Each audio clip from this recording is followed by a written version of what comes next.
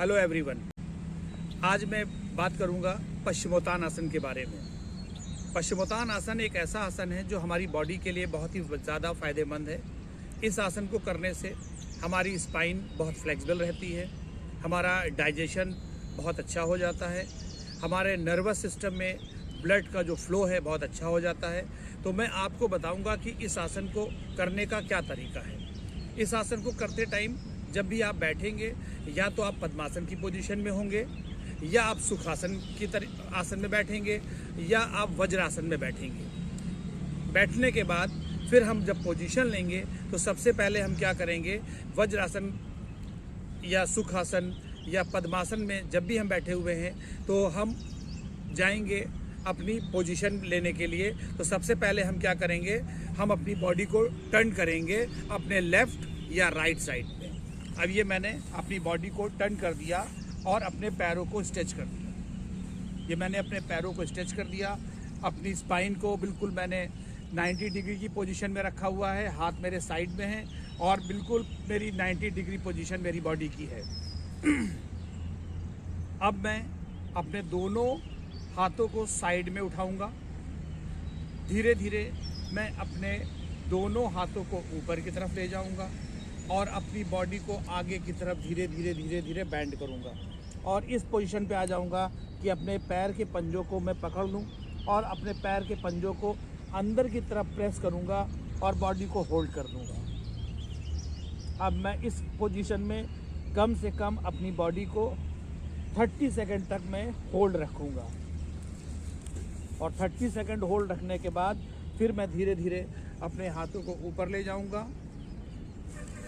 अब ये मेरे दोनों हाथ साइड में और अब ये दोनों हाथ मेरे साइड में आ गए और मैंने अपने दोनों पैरों को क्लोज किया और क्लोज करके मैं इस पोजीशन में आ जाऊंगा और पद्मासन की पोजीशन में बैठ जाऊंगा। तो ये बहुत ही सिंपल और एक इजी तरीका है पश्चिमोत्तान आसन करने का।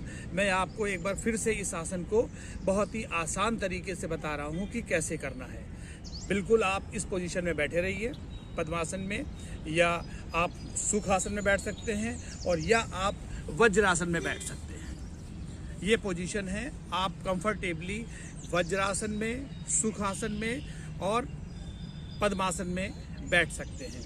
अब आपको इस आसन को करना है। तो इस आसन को करने के लिए सबसे पहले आप ये करेंगे कि आप पहले पोजीशन लेंगे। तो आप या तो अभी मैंने लेफ़्ट साइड किया था, अब मैं अपने राइट साइड जाऊंगा। तो राइट साइड में जाने के लिए सबसे पहले आप अपने दोनों पैरों को स्ट्रेच कर दीजिए